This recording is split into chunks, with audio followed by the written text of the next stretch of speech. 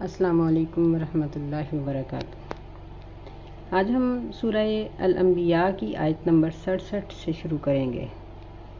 اعوذ باللہ السمیع العلیم من الشیطان الرجیم، بسم اللہ الرحمن الرحیم۔ قالوا حرقوه وانصروا آلہتکم ان کنتم فاعلین۔ وہ کہنے لگے، یعنی مشرکین کہنے لگے، حرقوه، اس کو جلا ڈالو، اور مدد کرو تم آلہتکم، اپنے معبودوں کی، اگر تم ایسا کرنے والے ہو۔ اس سے پہلے ہم سیدنا ابراہیم علیہ السلام کا ذکر پڑھ رہے ہیں کہ ابراہیم علیہ السلام نے اپنی قوم کو واعظ و نصیحت کی، ان کو بہت سمجھایا، لیکن جب وہ نہ مانے تو انہوں نے ایک یہ پروگرام بنایا کہ میں ان کے بت توڑ دیتا ہوں، تاکہ یہ معلوم کر سکیں کہ یہ بت نفع نقصان کے مالک نہیں ہیں۔ تو جب وہ عید کے دن اپنے تہوار کے لیے گئے ہوئے تھے تو ابراہیم علیہ السلام نے ان کے ساتھ ایسا ہی کیا۔ وہ واپس آئے، سوال جواب کی مجلس ہوئی، تو ابراہیم علیہ السلام نے ان کو سمجھایا کہ دیکھو کہ جو بت اپنے آپ کو نہیں بچا سکے وہ تم لوگوں کو کیسے بچا سکیں گے۔ لیکن مشرک اور کافر عقل کے اندھے ہوتے ہیں، کہنے لگے کہ اس کو جلا ڈالو، یہ ہم اپنے کام سے تو نہیں ہٹیں گے، اس کو جلا دو۔ قلنا یا نار کونی بردا وسلاما علی ابراہیم، تو ہم نے کہا کہ اے آگ تو ٹھنڈی ہو جا اور سلامتی والی ہو جا ابراہیم علیہ السلام پر۔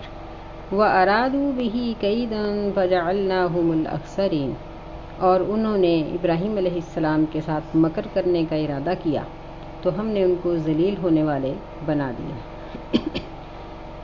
ان آیات میں اللہ تعالیٰ نے بہت سی باریکیاں رکھی ہوئی ہیں کہ مجرموں کی بات ذکر کرتے ہوئے اللہ تعالیٰ نے یہ نہیں کہا کہ او کی دو ہو، اس کو جلا ڈالو، بلکہ کہا کہ حرقوہ ہو، کیونکہ او کدا کا لفظ یہ لڑائی کے بھڑکانے کے بارے میں بھی استعمال کیا جاتا ہے۔ اگر یہ استعمال کیا گیا ہوتا یہ لفظ تو آج کے لوگ یہ کہتے کہ انہوں نے یہ کہا تھا کہ ابراہیم علیہ السلام سے جنگ لڑو، انہوں نے آگ کی بات ہی نہیں کی تھی۔ اس لیے اللہ تعالیٰ نے یہاں حرقوہ کہا کہ آگ جلاؤ اور اس کو جلا ڈالو۔ دوسرا یہ ہے کہ اللہ تعالیٰ نے آگ کو یہ نہیں کہا کہ بجھ جا، کیونکہ آگ تو لڑائی کی بھی بجھائی جاتی ہے۔ یہاں پھر وہی پیچیدگی تھی کہ اگر اللہ تعالیٰ آگ کو کہہ دیتے بجھ جا تو لوگوں نے یہ کہنا تھا کہ وہ تو ایک لڑائی تھی، اور لڑائی میں اللہ تعالیٰ نے یعنی جب ان لوگوں نے لڑائی مچائی تو اللہ نے اس جنگ کو ختم کرنے کے اسباب پیدا کر دیے۔ حالانکہ جنگ کے ختم ہونے کے اسباب اگر اللہ پیدا کرے تو یہ بھی تو اس کی قدرت ہے بہت بڑی، لیکن یہاں حرقوہ کا لفظ ہے جو خالصتاً آگ کے لیے ہی استعمال کیا جاتا ہے۔ جب انہوں نے کہا کہ حرقوہ، اس کو جلا ڈالو، تو اللہ تعالیٰ نے آگے سے جواب میں یہ کہا قلنا یا نار کونی بردن، اے آگ ٹھنڈی ہو جا، وسلاما، اور سلامتی والی ہو جا۔ یعنی ٹھنڈک بھی بعض دفعہ اس طرح کی ہوتی ہے کہ وہ ناقابل برداشت ہوتی ہے، تو فرمایا کہ سلامتی بھی ساتھ ہو۔ تو ابراہیم علیہ السلام کے بارے میں کہا جاتا ہے کہ یہ کئی دن آگ کے اندر رہے لیکن ان کا کچھ بھی نہ بگڑا، یعنی یہ آگ اتنی بڑی تھی۔ سورہ صافات میں ذکر آتا ہے کہ انہوں نے کہا کہ قالوا ابنوا لہ بنیانا، کہ پہلے ایک بہت بڑی عمارت بناؤ، پھر اس میں آگ جلاؤ، پھر اس کو اس جہنم کے اندر فالقوہ فی الجحیم، یعنی اس آگ کے اندر جھونک دو۔ تو انہوں نے جب وہ آگ جلائی تو وہ اتنی بڑی آگ تھی کہ اس کے اندر ابراہیم علیہ السلام کو پھینکنا ہی مشکل ہو گیا۔ پھر انہوں نے منجنیق میں بٹھا کر جب ان کو پھینکا تو اللہ تعالیٰ نے اس وقت جبریل علیہ السلام کو بھیجا اور فرمایا کہ میں حاضر ہوں، کوئی حکم ہو۔ وہ کہنے لگے کہ یعنی انہوں نے کہا کہ میں مدد کرنے کے لیے حاضر ہوں، تو ابراہیم علیہ السلام نے کہا کہ مدد کی ضرورت تو ہے لیکن تم سے نہیں ہے۔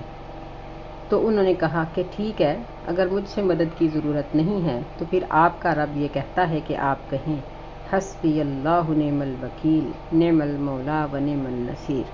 نبی صلی اللہ علیہ وسلم نے فرمایا کہ ابراہیم علیہ السلام نے یہ کلمات اس وقت کہے جب ان کو آگ کے اندر پھینکا گیا اور وہ آگ کئی دن تک جلتی رہی۔ ابراہیم علیہ السلام اس آگ کے اندر رہے، لیکن اس نے ابراہیم علیہ السلام کا ایک بال بھی نہ جلایا اور کچھ بھی اس کا نقصان نہ کر سکے۔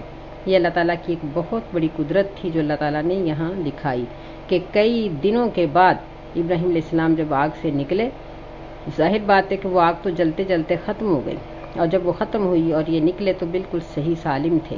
پھر اللہ تعالیٰ نے ان کو ہجرت کا حکم دے دیا اور یہ ہجرت کر گئے۔ اللہ کہتے ہیں کہ انہوں نے مکر کرنے کا ارادہ کیا تھا، لیکن ہم نے ان کو ذلیل کر دیا۔ یعنی ان کے لیے ایک بہت بڑی یہ ذلت تھی کہ ان کا جلایا ہوا ایک شخص جلنے کی بجائے صحیح سالم نکل آئے۔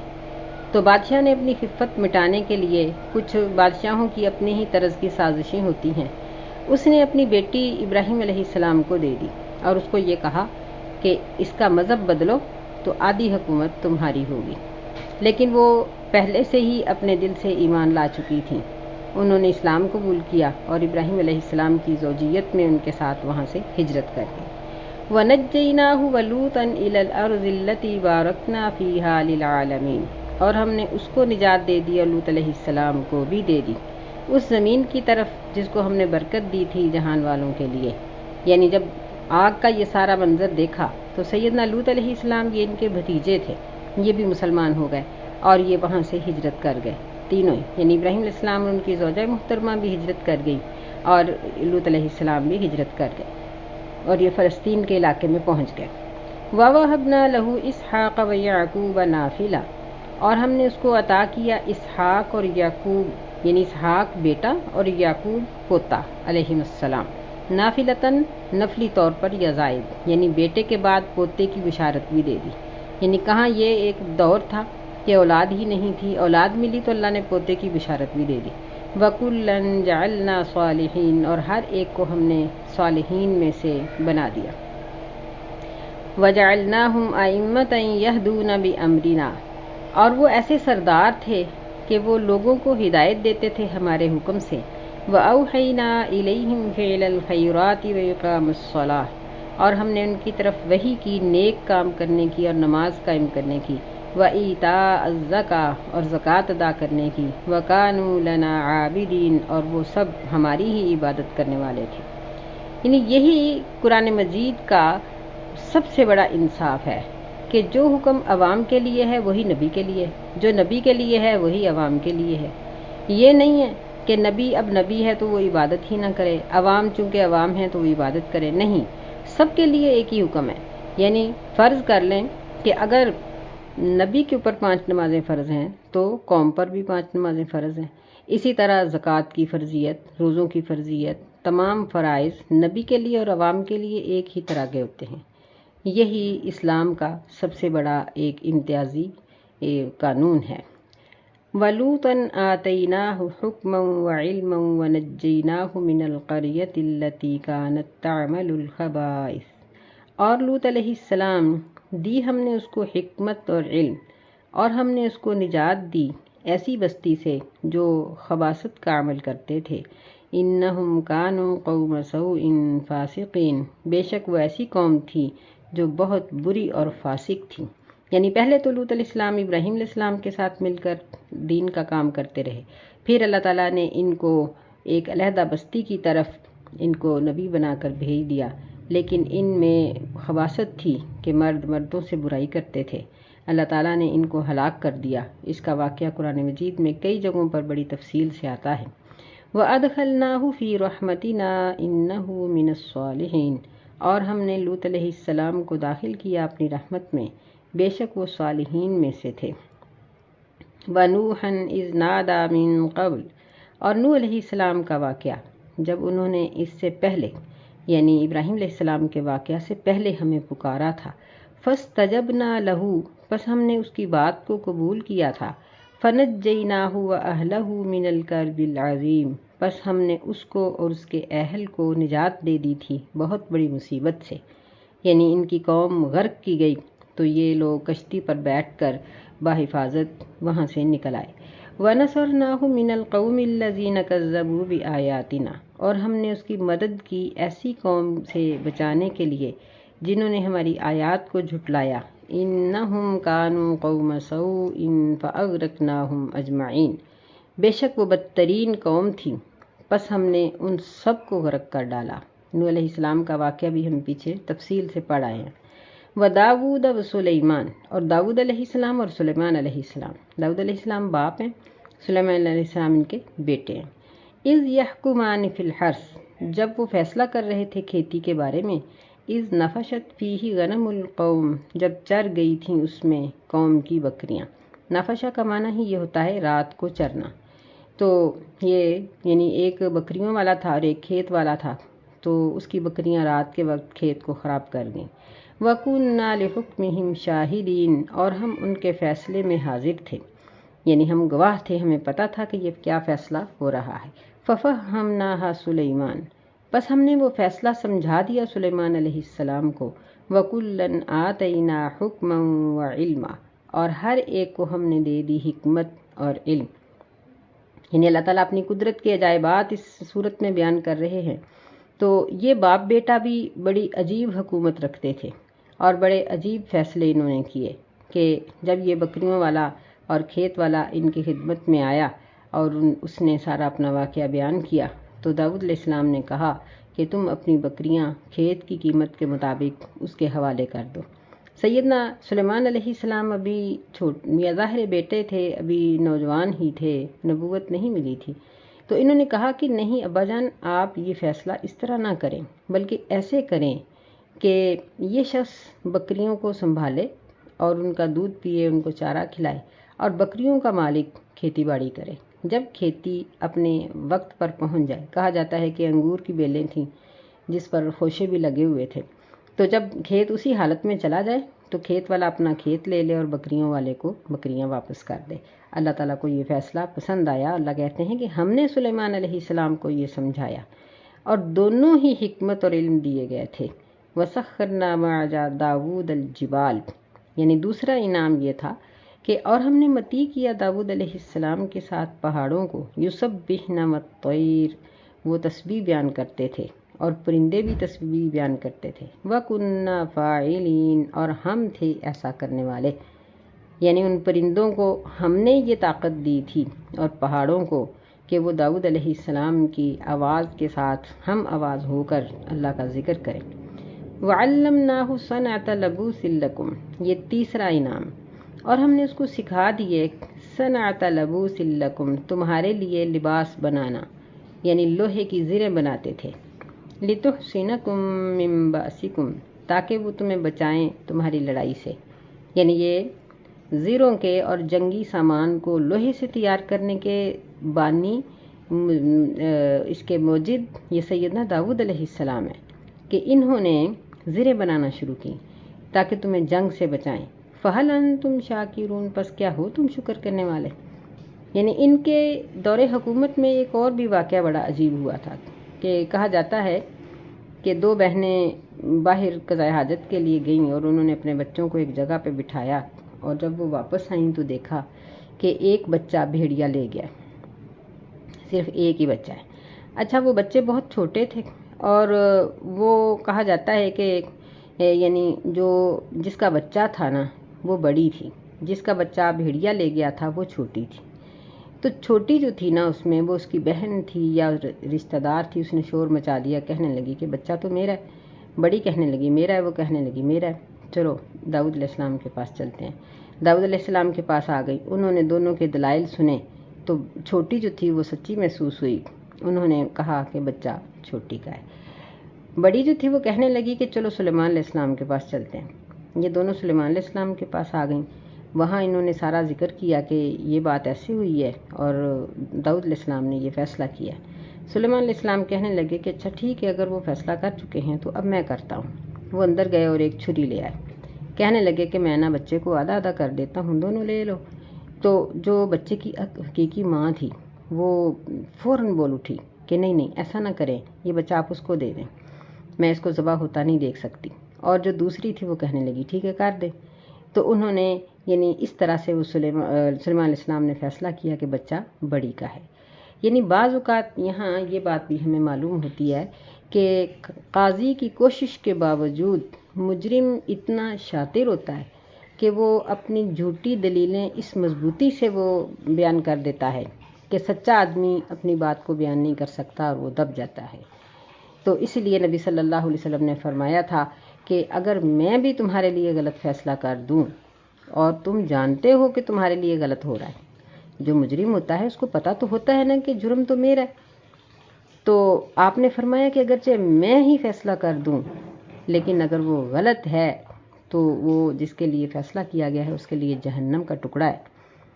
یعنی اگر وہ اس نے اپنے شاطرانہ انداز میں اس نے دلائل ایسے پیش کر دیے ہیں کہ قاضی بھی نہیں سمجھ سکا، تو پھر بھی اس غلط فیصلے کا گناہ اس کو ہوگا جو ظالم ہے، وہ گناہ سے نہیں بچ سکتا۔ تو فرمایا کہ ہم نے تمہیں یہ سب کچھ سکھایا، فَهَلْ أَنْتُمْ شَاكِرُونَ، پس کیا ہو تم شکر کرنے والے؟ وَلِسُلَيْمَانَ الرِّيحَ عَاصِفًا، اور سلیمان علیہ السلام کے لیے ہم نے تیز ہوا مسخر کر دی، عاصفہ یعنی بہت آندھی کی طرح کی تیز شدت سے چلنے والی، لیکن یہ ہوا تجری بِأَمْرِهِ إِلَى الْأَرْضِ الَّتِي بَارَكْنَا فِيهَا، وہ چلتی تھی اس کے حکم سے اس زمین کی طرف جس کو ہم نے یا جس زمین میں ہم نے برکت رکھی تھی، بِأَمْرِهِ یعنی یہاں اللہ کا حکم بھی مراد ہے اور سلیمان علیہ السلام کا بھی۔ تو یہ ہوا اگرچہ بہت تیز تھی لیکن وہ سلیمان علیہ السلام کے لیے اتنی متی تھی کہ وہ لشکر والوں کو یا ان کے ساز و سامان کو کسی چیز کو بھی نقصان نہیں پہنچاتی تھی۔ کہا جاتا ہے کہ یہ سب لوگ ایک جگہ پہ اکٹھے ہو جاتے اور سلیمان علیہ السلام اللہ سے دعا کرتے تو ہوا ان کو بائی ایئر وہ فوراً اس جگہ پر پہنچا دیتی جہاں انہوں نے جانا ہوتا تھا۔ وَكُنَّا بِكُلِّ شَيْءٍ عَالِمِينَ، اور ہم ہر چیز کو جاننے والے ہیں، یعنی اللہ کے علم سے کوئی چیز بھی باہر نہیں ہے۔ اللہ تعالیٰ ہوا کو بھی جانتے تھے اور سلیمان علیہ السلام کو بھی کہ وہ اس کو استعمال کیسے کرتے ہیں۔ وَمِنَ الشَّيَاطِينِ مَن يَغُوصُونَ لَهُ وَيَعْمَلُونَ عَمَلًا دُونَ ذَلِكَ، اور شیطانوں میں سے ایسے شیطان سلیمان علیہ السلام کے تابع تھے، یغوصون لہو جو غوطہ لگاتے تھے اس کے لیے، وَيَعْمَلُونَ عَمَلًا دُونَ ذَلِكَ اور وہ کام کرتے تھے اس کے علاوہ اور بھی کئی قسم کے کام، یعنی عمارتوں کی تعمیر اور دیواروں کی سجاوٹ، قدرتی مناظر کی تصویریں بنا کے سجا دیتے تھے، بڑی بڑی دیگیں بناتے تھے، تالاب بناتے تھے، یہ سب کچھ وہ شیاطین سلیمان علیہ السلام کے حکم پر کرتے تھے۔ وَكُنَّا لَهُمْ حَافِظِينَ، اور ہم ہی تھے ان کی حفاظت کرنے والے، یعنی اللہ کے گھیرے سے، اللہ کی قدرت سے یہ لوگ باہر نہیں تھے۔ وَأَيُّوبَ إِذْ نَادَى رَبَّهُ أَنِّي مَسَّنِيَ الضُّرُّ وَأَنْتَ أَرْحَمُ الرَّاحِمِينَ، اور ایوب علیہ السلام جب اس نے اپنے رب کو پکارا کہ بے شک مجھے چھوا ہے تکلیف نے، وَأَنْتَ أَرْحَمُ الرَّاحِمِينَ، اور تو سب رحم کرنے والوں سے زیادہ رحم کرنے والا ہے۔ فَاسْتَجَبْنَا لَهُ، پس ہم نے قبول کیا اس کی دعا کو، فَكَشَفْنَا مَا بِهِ مِن ضُرٍّ، پس ہم نے کھول دی جو بھی اس کو تکلیف تھی، وَآتَيْنَاهُ أَهْلَهُ وَمِثْلَهُم مَّعَهُمْ، اور ہم نے اس کو دے دیا اس کا اہل اور اتنے ہی اور، رحمتم من عندنا، یہ رحمت تھی ہماری طرف سے، وذکریٰ للعابدین، اور نصیحت تھی عبادت کرنے والوں کے لیے۔ سیدنا ایوب علیہ السلام بھی اللہ تعالیٰ کے عجائبات میں سے ایک ہیں کہ ان کے بارے میں کہا جاتا ہے کہ بہت مالدار اور انتہائی عبادت گزار تھے۔ تو شیطان نے کہا کہ یہ عبادت کیوں نہ کرے یہ بندہ، اتنا کچھ تو اس کے پاس ہے۔ اللہ تعالیٰ نے فرمایا کہ نہیں، یہ بندہ دل سے ہی میرا متی ہے۔ پھر شیطان نے اختیار مانگا، اللہ نے فرمایا کہ ٹھیک ہے دیکھ لو۔ تو ایوب علیہ السلام کے جانور، نوکر، بیویاں، بچے ہلاک ہو گئے اور یہ خود بھی بیمار پڑ گئے، لیکن ان کے بارے میں بہت سی باتیں ایسی گھڑی گئی ہیں جو بالکل جن کی کوئی ابتدا انتہائی نہیں ہے، اصل ہے ہی نہیں ان کی، کہ نعوذ باللہ ان کے جسم میں کیڑے پڑ گئے، لوگوں نے کوڑے کے ڈھیر پہ پھینک دیا، نہیں، نعوذ باللہ من ذالک۔ اللہ تعالیٰ اپنے نبیوں کو کبھی بھی ذلت سے دوچار نہیں کرتے۔ بیمار ضرور تھے لیکن بہت سی بیماریاں ایسی بھی ہوتی ہیں جن سے انسان کا وقار اور اس کی عزت پر کوئی فرق نہیں آتا۔ بہرحال یہ بہت بیمار اور مجبور تھے، تو ایسی صورت میں انہوں نے جب اللہ کو پکارا اور کہا کہ اللہ مجھے تکلیف نے چھوا ہے، تو اللہ نے ان کی بات کو سن لیا۔ سورہ صاد میں ذکر آتا ہے کہ ہم نے ان کو کہا ارکض برجلک، اپنا پاؤں مارو، جب انہوں نے پاؤں مارا پانی نکل آیا، فرمایا ھذا مغتسل بارد وشراب، یہ غسل کرنے کی جگہ بھی ہے، پینے کے لیے بھی ہے اور نہانے کے لیے بھی ہے۔ تو وہ جیسے ہی نہائے تو اللہ تعالیٰ نے ان کو صحت یاب کر دیا، پھر ان کا جو مال و دولت تباہ ہو گیا تھا وہ اللہ تعالیٰ نے ان کو بہت سا دے دیا کہ سونے کی ٹڈیوں کی بارش ان پہ برسی۔ تو ایوب علیہ السلام اس کو اکٹھا کرنا شروع ہو گئے۔ اللہ تعالیٰ نے فرمایا کہ ایوب کیا میں نے جو دولت دی ہے وہ کم ہے؟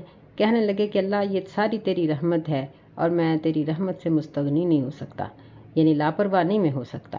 تو انہوں نے ان ٹڈیوں کو بھی اکٹھا کر لیا جو سونے کی تھیں۔ اللہ تعالیٰ یہی کہتے ہیں کہ ہم نے ان کو پہلے کی طرح بلکہ اس سے بھی کئی گنا زیادہ دے دیا۔ وَذِكْرَىٰ لِلْعَابِدِينَ، یہ ہماری رحمت تھی اور عبادت کرنے والوں کے لیے یہ ایک نصیحت کا مقام تھا۔